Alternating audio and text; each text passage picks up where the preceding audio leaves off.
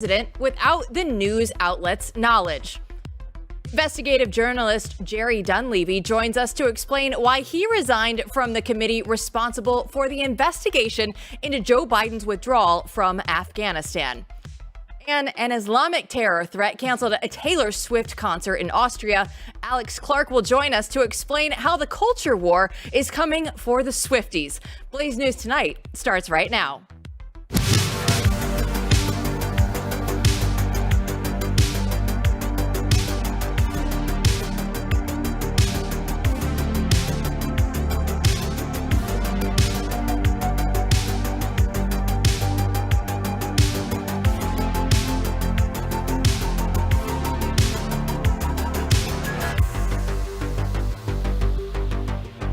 Welcome to the chaos. I'm Jill Savage. Today is Wednesday, August 14th.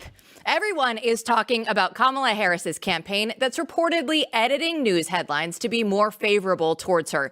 The altered headlines appear in Google ads for paid for by Harris for President disclaimer all over them, but yet without the outlet's knowledge themselves. So here to discuss is Rob Eno, BlazeTV media critic and election guru, Matthew Peterson, editor-in-chief of Blaze News, and Dr. Robert Epstein, American Institute for Behavioral Research and Technology researcher. So, Dr. Epstein, let's start with you because we want an update on what the actual real threat is. There's something bigger than just the Kamala Harris campaign going on. So what is that bigger threat, though, that you see with your research?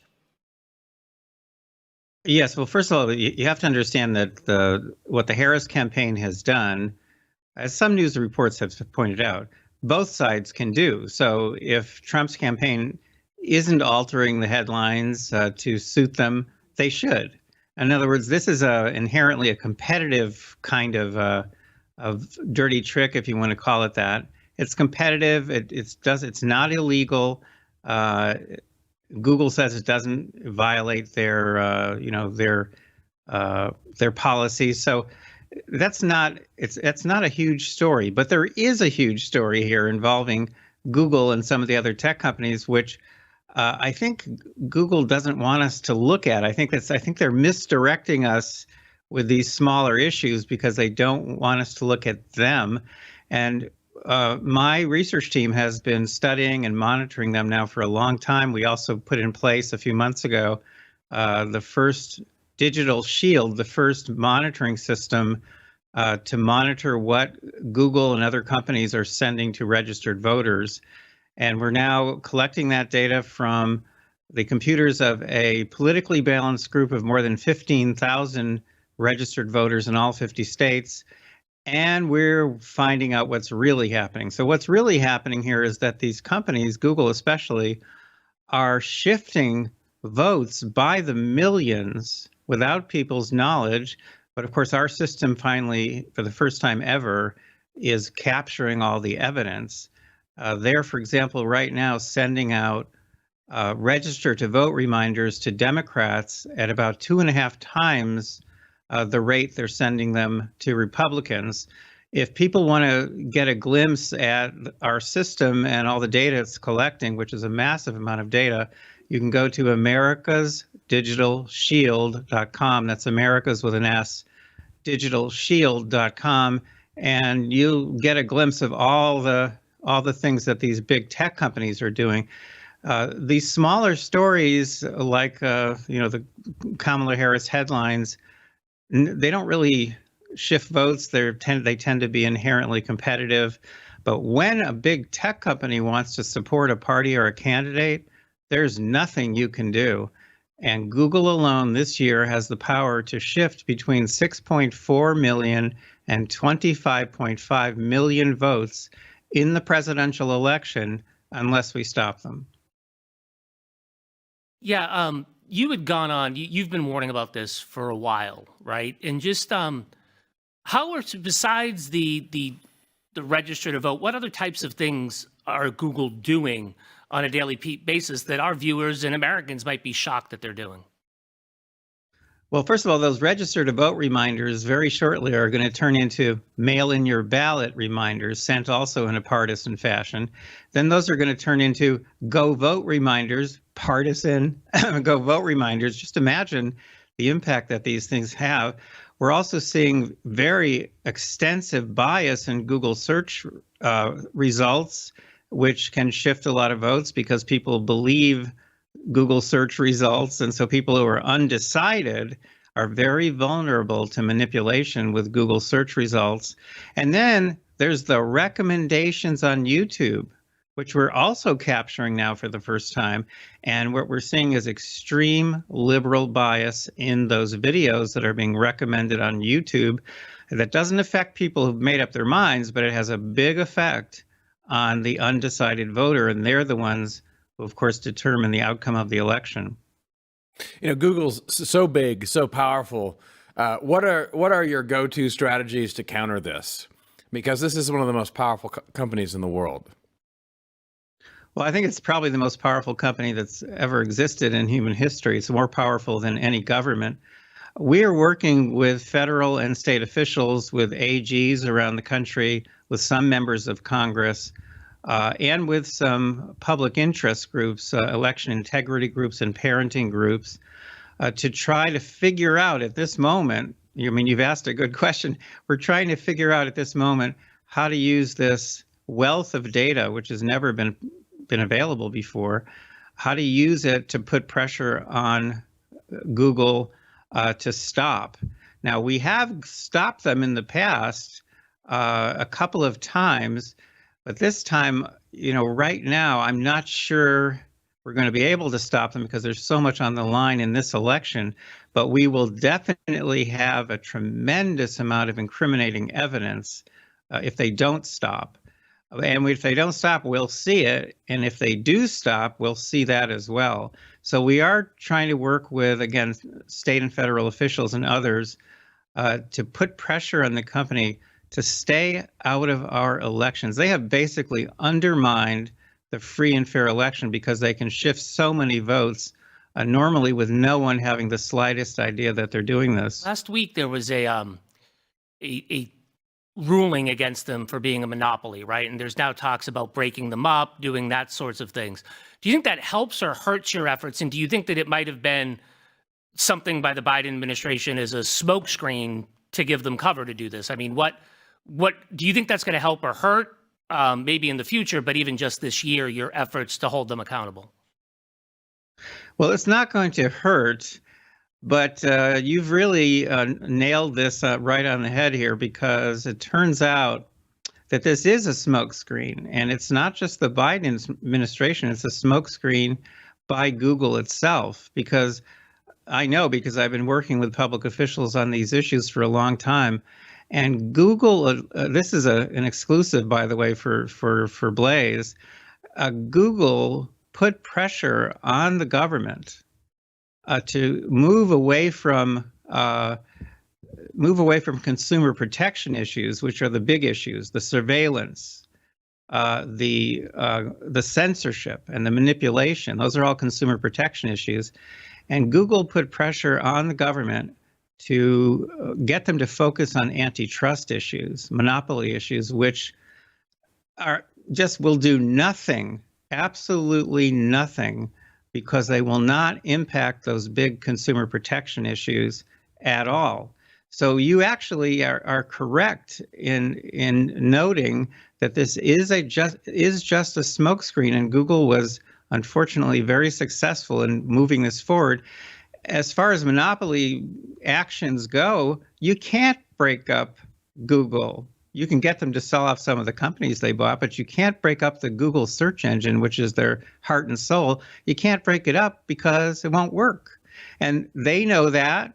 And so no one's ever going to break them up. And the same with Facebook. No one can ever break up the Facebook social media platform, which is their bread and butter.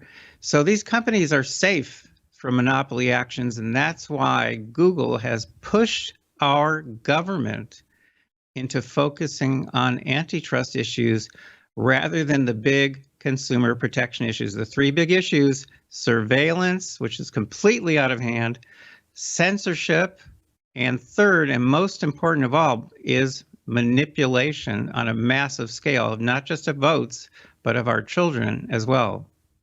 Dr. Robert Epstein, thanks so much for joining us. We really appreciate all the updates that you've just provided us. My pleasure. And guys, I want to ask you before we go here, just everything that we look at with the Kamala Harris campaign, and sure, yeah, okay, the Trump campaign could also do this, but we know the reaction would be entirely different if Donald Trump came out doing this today. Yeah, absolutely. If this was Donald Trump that had been caught doing this, CNN, MSNBC, the New York Times, all of these companies that are, oh, we're just shocked that they're doing it and we really don't like it, would have been, Donald Trump manipulates our headlines to make his thing. I mean, look what happened to Mark Levin when he actually found out that they were spying on the Trump campaign by reading the New York Times and CNN and all of those things and picking out those parts of the stories that they were trying to bury on page A27 or B27 and showing that it actually happened. They went nuts and said, oh, we really didn't say that. Of course it would be. Yeah, I can't get over where we're at in this country when it comes to Google and the way, and he's so good. I mean, he's been doing this research for a while. It's very interesting. He's one of the only people who's saying what he's saying. But here's the problem, right? For decades now, the way in which you see the world isn't the TV screen. It's that search engine. It's that search bar. So you don't, fish in water. You don't see the thing that influences you. And everyone sees TV now. Everyone knows that TV is fake news. But what his point over and over again is that what you don't see is the very structure of digital technology that Google basically controls. So you see the entire world, millions of entries through 10 at a time, and that's it. And they control that bottleneck, and it's not good. Well, when we come back, we will continue this conversation in a way because Kamala Harris might have been pushed into the closet while her campaign is on Google. Chris Bedford will be up next to explain.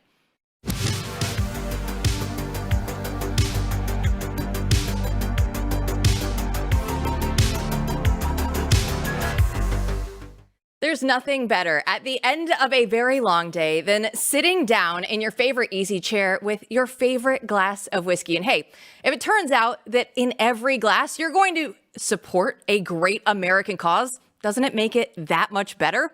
It's time to chart your own course with Flying Ace whiskeys from Craft Co. Inspired by generations of American aviators and proudly made right here in the United States, Flying Ace is not only making amazing whiskeys, they're also committed to supporting our brave troops and their families through the partnership with Folds of Honor. And they're providing scholarships to families of fallen soldiers or the disabled. And these scholarships allow families to begin to chart their own new course after experiencing great sacrifice. Flying Ace whiskeys are American proud because they're American made. And they're American proud because they are helping to support our heroes and their families. So don't wait around. Today is the day to get yours and see what the hype is all about. Buy online at flyingacesspirits.com. Use the code America to get free shipping. That's flyingacesspirits.com. Code America for free shipping. Kamala Harris's campaign strategy is strangely polished. Chris Bedford, senior editor for politics and Washington correspondent for Blaze News, refers to it as the Wizard of Oz campaign strategy in his latest newsletter at theblaze.com. So Chris, welcome in. But you know what? Please tell me that Kamala Harris is the Wicked Witch of the West. Doesn't the Wicked Witch of the West turn out to be the good guy? I've not seen Wicked at all, but I've heard such rumors. I'm loath to believe them. She does remind me much more of the Wizard of Oz, the person who's got the big booming voice and the visage, the reputation. It's basically turns out to actually simply be a hologram. Doesn't even sound like what's put out there. Because right now the press and the campaign have been really rather successfully rehabilitating someone who is so not cool and so not impressive at her job that despite being a Democrat, should be a Democrat icon based on her race and her sex and all the other different things that she fits into, has been hidden away by this White House for 4 years. So now they've got her going out there, and they're basically putting out a hologram of her, pictures of her, paintings of her on the cover of Time magazine to show that this is actually a very cool person. But the trick, just like with the wizard, is you have to pay no attention to the woman who's behind the curtain. Stay away from that, because if you pull that back, you realize that It's actually just the same old Kamala Harris who ran for president in 2020 and didn't get a single vote. Now, you know it's bad because Kamala Harris' spokesperson went on CNN and was confronted by Kamala's lack of press conferences. Let's take a listen. I don't want to, belabor this, but one interview before the end of the month. I mean, that's not a lot. I mean, can you commit to a press conference before the end of the month? We will commit to directly engage with the voters that are actually going to decide this election. And that is going to be complete with rallies, with sit-down interviews, with press conferences, with all the digital assets that we have at our disposal. Okay, Chris, so how can they get away with this when CNN is calling her out? It's wild, too. Jim Acosta doesn't want to belabor the point. Jim Acosta is the kind of person who yelled at President Trump during Easter egg rolls to answer questions about completely made-up Russian and Ukrainian stories. He loves to belabor the point. Anything that can get him some airtime, but yelling at Democrats is not really part of his job anymore. We saw just the crowd watching the Late Show the other night just openly laugh at the idea that CNN is any more a reliable source of news or someone who plays it straight. But I did hear in that response from the campaign spokesman that there may be a sit-down interview. If that's the way that they want to reach the voters, at least maybe that's talking to the press. The bottom line is they're going to try and push and left and right a little ways here and there and nudge to try and get that airtime, to try and pretend that they're still actually practicing journalism, to try to pretend that they learned the lessons that they claimed to have learned after Joe Biden's debate. But the reality is the same thing as why they turned on Joe Biden at that debate, is that their number one goal and the way that they see themselves and the place they put themselves in history is cosplaying the Normandy liberation on D-Day, is cosplaying fighting the Nazis. Their number one goal is not speaking truth to power, it's stopping Donald Trump. So if that means not pushing too hard, I don't think they're going to push too hard. Chris, as you know, the Harris campaign, along with many others on the left, have said that the Heritage Foundation's Project 2025 is extreme and crazy.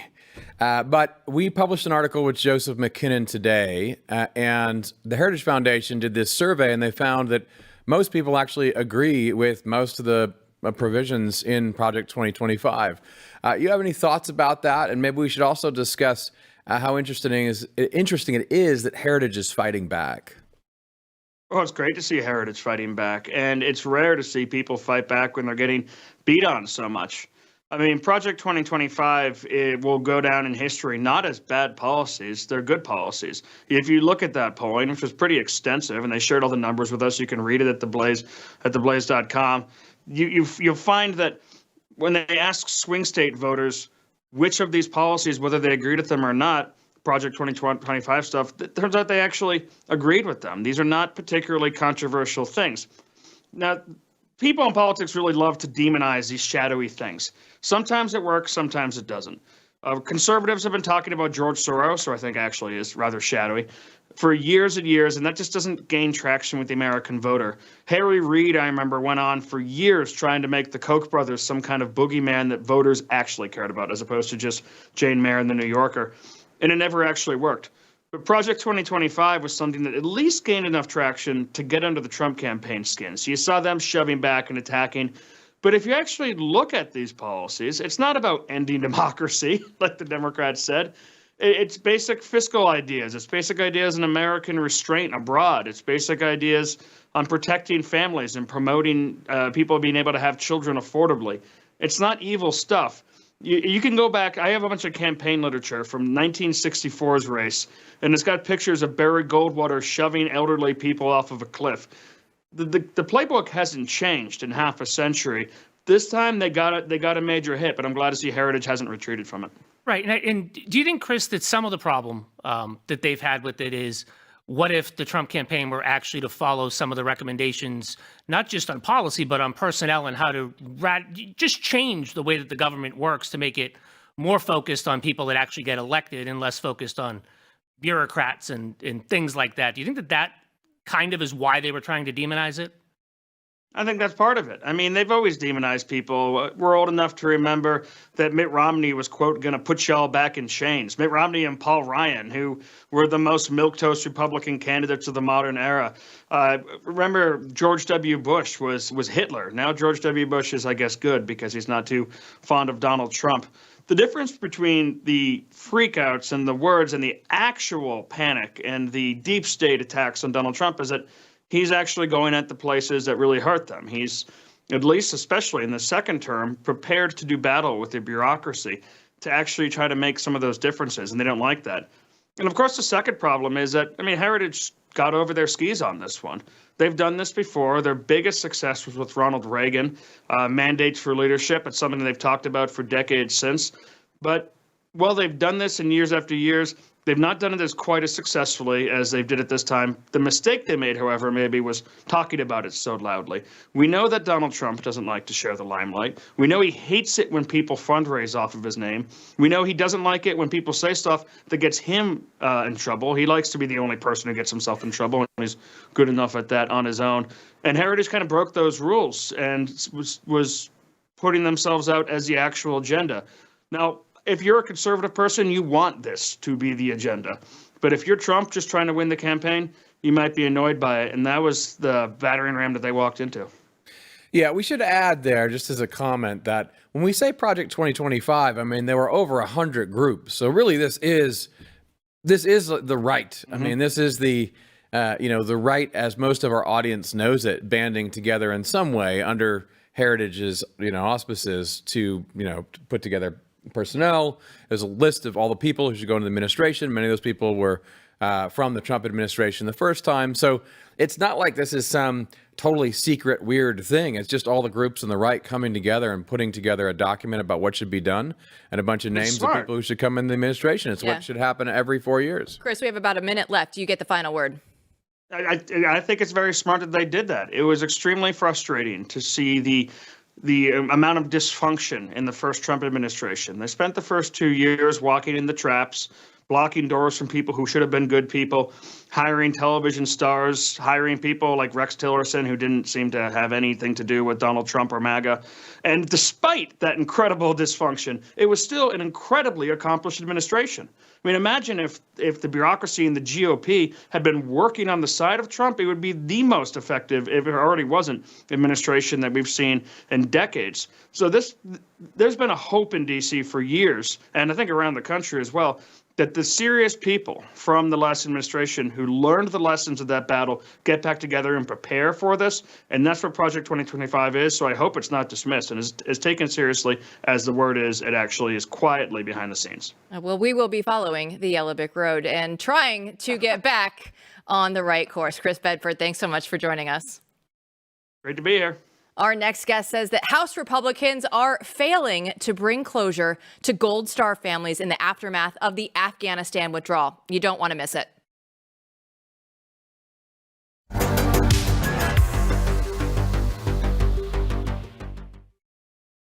I launched this investigation to make sure that the mistakes made in Afghanistan never, ever happen again. Jerry Dunleavy, an investigative journalist, recently announced on X that he resigned in protest from Chairman McCaul's House Foreign Affairs investigation into the Biden administration's withdrawal from Afghanistan. And Dunleavy wrote that despite his repeated urging, McCaul failed to seek answers and accountability for the debacle. So Jerry Dunleavy joins us now. So Jerry, break down for us what happened or didn't happen in this investigation. Yeah, so look, Chairman McCaul made a lot of very strong and often very eloquent promises about what this investigation was going to do. And it's an important investigation into the United States defeat in a 20-year war, President Biden, his withdrawal, the Taliban takeover of Afghanistan, the deaths of 13 Americans at Abbey Gate, and Americans and Afghan allies being left behind. So this is important stuff. Unfortunately, despite these excellent promises, the committee repeatedly refused, and Chairman McCaul repeatedly refused to do many of the very basic things that a serious investigation would need to do. Not bringing in the witnesses that we needed to bring in, not asking the tough questions. When we did bring important high-profile witnesses in, treating them with kid gloves and letting them off the hook.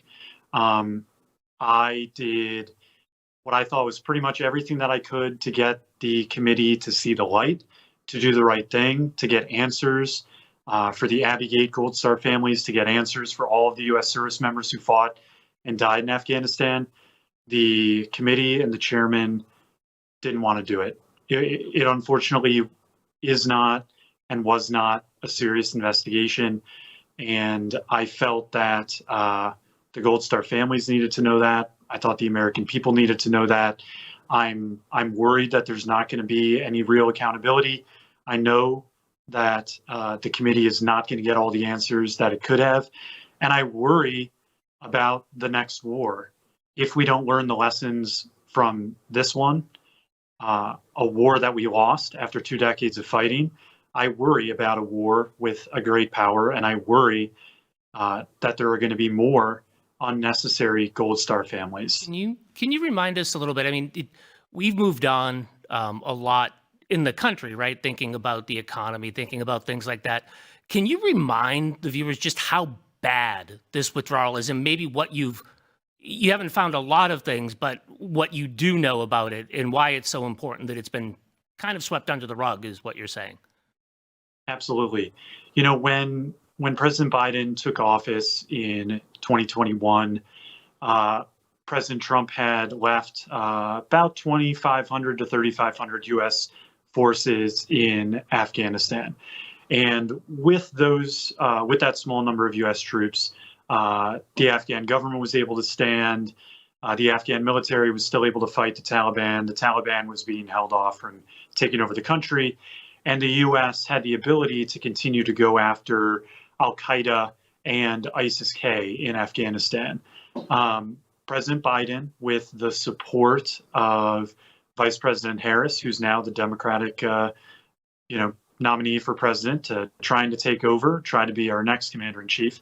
But President Biden decided to pull all of those U.S. troops in rapid fashion without any plan about how to continue to support the Afghan military to keep them in the fight, without any planning properly for what an evacuation might look like, and without a real plan about what to do about the Americans and Afghan allies who might be left behind. Lots of people warned President Biden this would be a terrible decision. He wasn't listening to anyone. He did it anyway. The Taliban took over the country very quickly.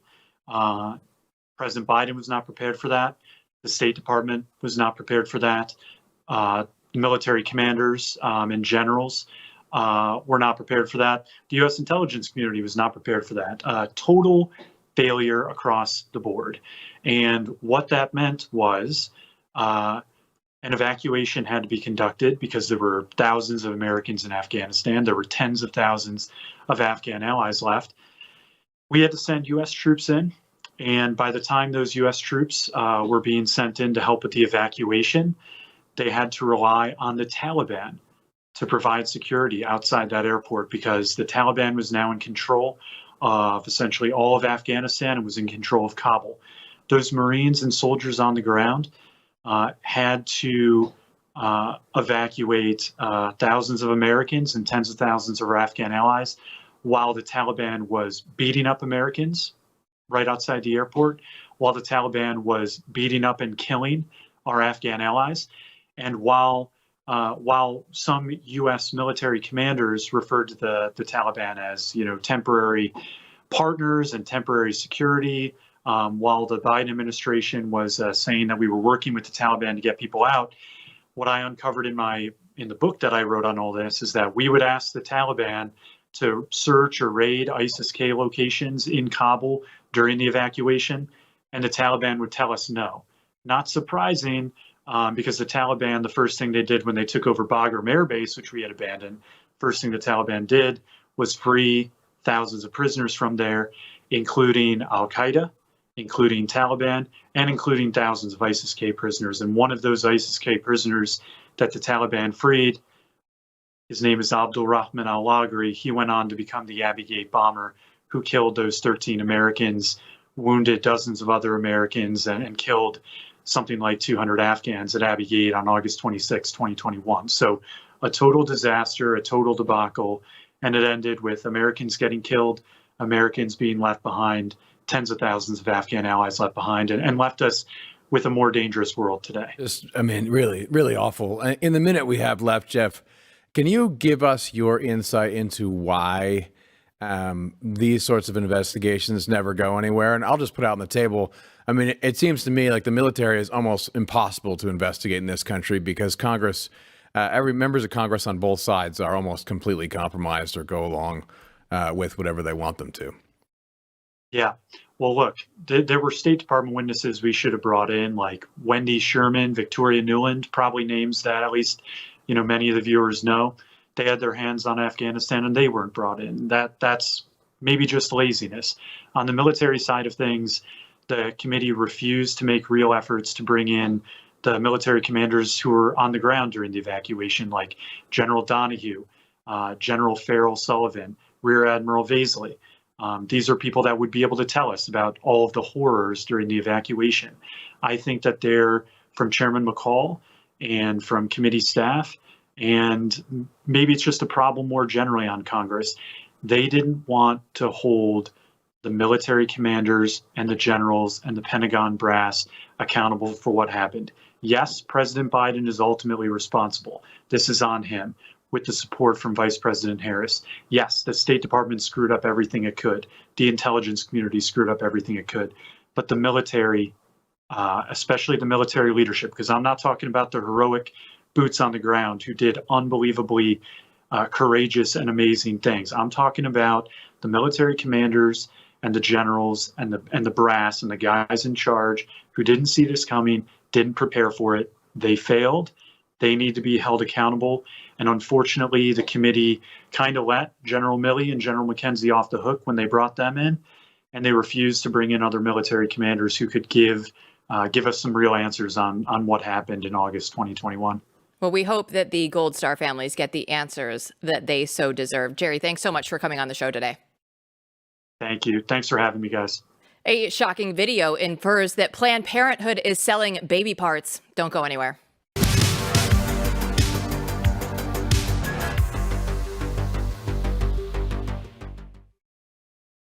Back in 2015, David Daleiden of the Center for Medical Progress went undercover to expose Planned Parenthood's staff for illegally selling baby body parts. We could pay you $1,000 up to $1,500 for a liver. Yeah. Because that's in such high demand from our.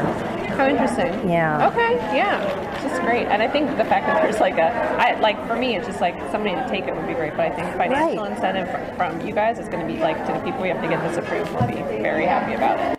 Planned Parenthood has maintained that its employees were discussing legal, not-for-profit donation of fetal tissue for research firms. However, Daleiden released the videos in which he says they show more clearly that Planned Parenthood did, in fact, break the law. And he joins us now. So, David, what is the significance then of these most recent videos?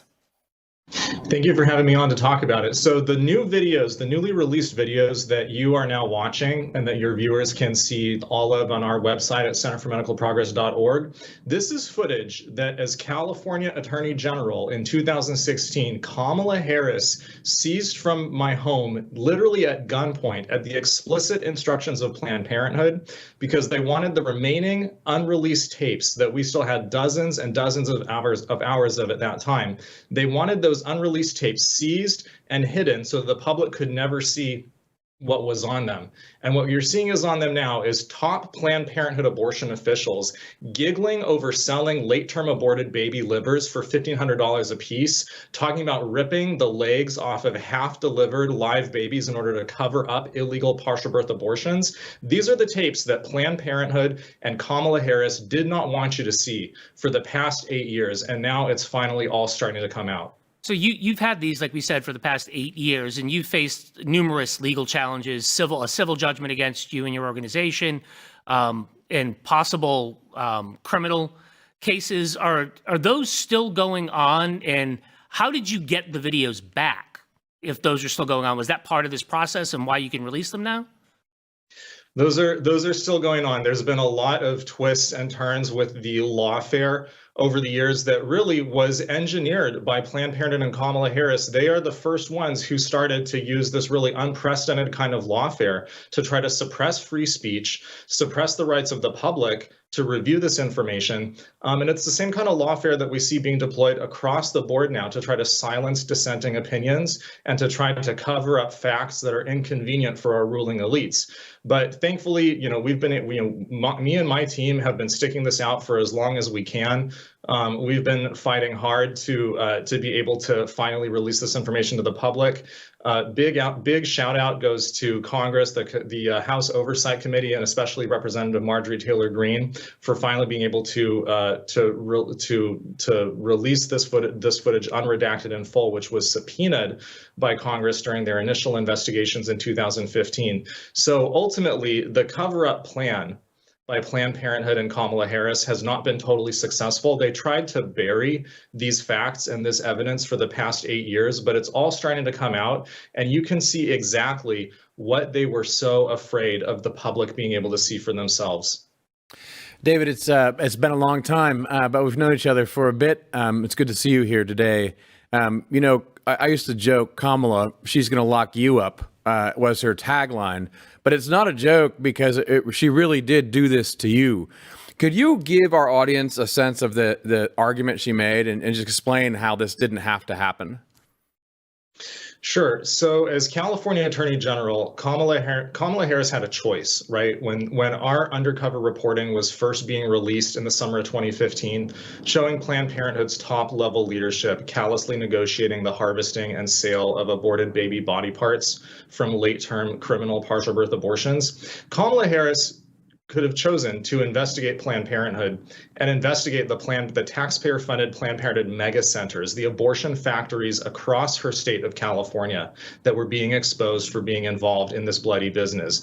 But instead, she decided to investigate me and my undercover team at Center for Medical Progress. She decided to do this using, for the first time in the history of the California Attorney General's office, the California video recording law, or so-called eavesdropping statute, which has never in the 70-year history of that law and in the even longer history of the California Attorney General's office has never been used to criminally prosecute an undercover reporter for investigative journalism or for recording newsworthy events on undercover video. My case is the first and only time that California's so-called eavesdropping law has ever been used to prosecute an investigative journalist for undercover news reporting. It is the first and only time. So it is a gross weaponization and discriminatory selective application of the law on behalf of her powerful special interest campaign donors at Planned Parenthood to cover up their wrongdoing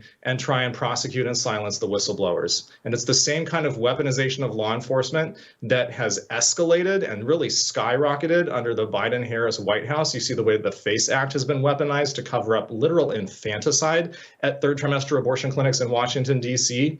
And I don't think it's a coincidence that as soon as Kamala Harris gets into the White House in the past couple of years, we see this dramatic skyrocketing of the weaponization of the powers of government against people who disagree with their powerful special interest late-term abortion backers. That's unreal. Now, in the 60 seconds that we have left, David, I know that a lot of our audience is very interested in this and the work that you have been doing. So where can they go to help your mission? Sure. If you go to our website at www.centerformedicalprogress.org or cmp.org, you can review the full versions of the latest released undercover footage there. There will be more undercover video reports coming out in the weeks and months ahead, and you can support our work there. I still remember when the story initially broke and just how terrible it was then and how terrible it still is now. David, thank you so much for joining us. Thank you. Well, Swifties still don't have bad blood with radical Islam after a planned attack on a Taylor Swift concert. Alex Clark will join us to say that they need to calm down and pick a side. Don't go anywhere.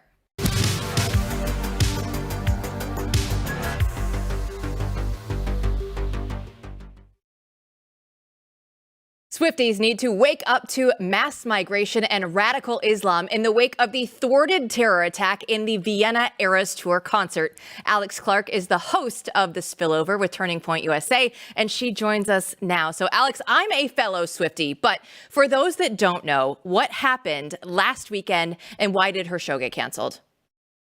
Well, she actually had a couple teenage boys who were members of ISIS try to bomb, it sounds like, her show.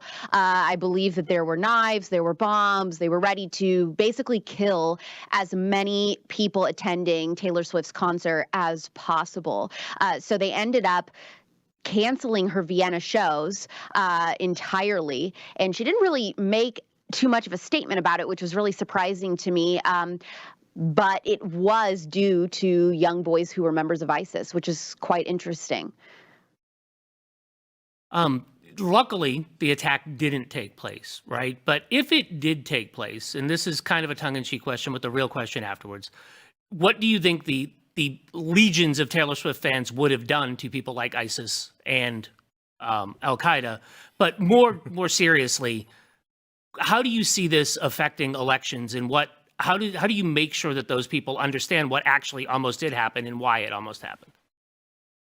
Well, I posted some tweets that ended up going viral on TikTok because people are picking up on that. I'm trying to explain to Swifties that this is extremely serious. The fact that ISIS is growing in popularity and now they're making brazen attacks like this on Taylor Swift and her fans, that's their message of saying this is the biggest gesture that we could make that could show everybody how much we hate America. And it's policies like the Biden-Harris administration who embolden behavior like that, who embolden terrorist groups, make excuses for terrorist groups, also fund terrorist groups like ISIS. So that is a huge thing to think about when you're talking about who we should vote for, Kamala Harris versus Donald Trump. Under the Donald Trump administration, we saw ISIS basically be completely shut down. We saw extremely strong foreign policy. So that is something. Sorry, my earphone fell out. That is something that we really need to consider. Well, when you look at it, whether you're a Swiftie or not, Gen Z needs to move over to Donald Trump. So what's the message for you to relay to all of the young people out there that are listening and saying, okay, how do you get from where you are to voting for Donald Trump? I think it has to do with, I mean, I'm trying to appeal. These are young girls who vote with their heart. That's typically how liberal voters are. And so I'm trying to appeal to that and say, look, do you want Taylor Swift safe? Do you want to be able to attend concerts even outside of America and not face increased threats of terrorism? Then you need to vote for Donald Trump. So that is what I'm trying to appeal to. Of course, some of them are going to say no, but that's just the reality of the situation. Alex, well, we have you here. I love to say this at parties and give people the white pill about the fact that there are many people in the Gen Z who are not religious but have come to more socially conservative viewpoints than most mainstream Christians, especially among males. Not a ton, right? But do you know what I'm talking about? And do you have any thoughts about that? About why you do have this subset of Gen Z who really, without conservatism, Inc. or religion, is making this turn to especially a social sort of conservatism? Yeah, I think we're really seeing that with teen boys, right? So last August, they did a huge study and saw that young men in high school were trending increasingly conservative. And I think that makes sense. I think that's a rebellion against what has been going on in modern culture in the last 10 years, where we've been trending really liberal. We've been really punishing true healthy masculinity. And I think that's a natural instinct for men to be like, I don't like this. This is all a retaliation of boys who grew up under the Me Too movement and the Hillary Clinton girl boss type of feminism era that were basically just trying to edge men out of society completely, having a say in anything, just completely demonizing them. And I think this is kind of a retaliation to that and being like, no, we deserve a place here, which is, of course, true. Both men and women deserve a say and should be treated equally. The problem is, of course, with historical mainstream mainstream feminism is you're not, they try to say like, well, we just want, equality within the sexes. That's not true. You want a complete takeover of women only and for men to be kicked to the dredges outside of society completely. Right, and I think if you can talk a little bit more about that. I heard the host of This Old House was on with Mike Rowe, and he was talking about what it's like for his boys in a Catholic school, actually, growing up, how they kind of just stop male activities and say, that's bad, you don't want to do that. I think that maybe our boomer audience, who these are their grandkids, might not understand what actually has been going on in schools and how young men have been almost made into second-class citizens. Can you talk a little bit about your experiences growing up in the school system at that point in time and kind of what they've been doing and that's led to what you've said has happened?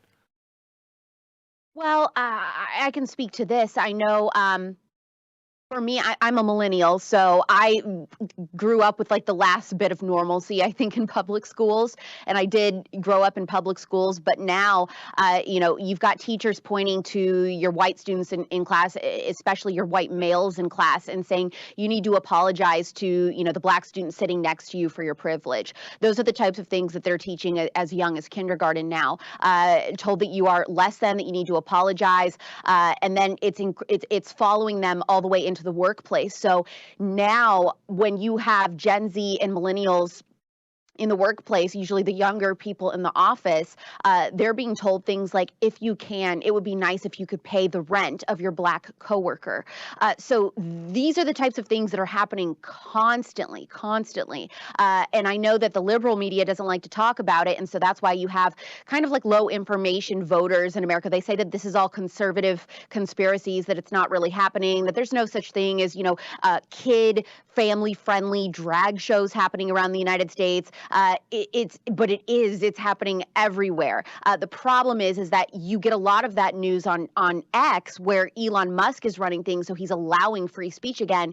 And these types of stories are being completely censored on apps like Facebook and Instagram and taken down, which is typically where the older generations now are getting their news, or of course mainstream cable TV, which they're definitely not covering it. So most people now across all generations, I think, are getting their news on social media. It's just that different age groups use different platforms. And the places that you're going to get real news are going to be on independent news forums like this with the Blaze, or being on a site like X. And just a lot of boomers have not signed up there. So you're missing a lot of this stuff. Alex, thanks so much for coming on the show and letting me talk about Taylor Swift. And we are all going to be clowning for Taylor's version of Reputation. That's right, girl. Yes, we are. The clowning never ceases. They don't know what it is, but I'll tell them after the show. We'll talk to you again soon. Thanks so much for coming on. And guys, just very quickly, we looked at Taylor Swift, and I could not be any more excited to get this in the show today. Can someone wake me up to who Taylor Swift is? Yeah. I'll do that later. Don't you worry. His girlfriend, right? Yeah, that's right. Yeah. Don't worry. It's football season. We have that back as well. Taylor Swift, football. It's all coming together. And you know what? The news will never stop. And we will be breaking it down here once again tomorrow night.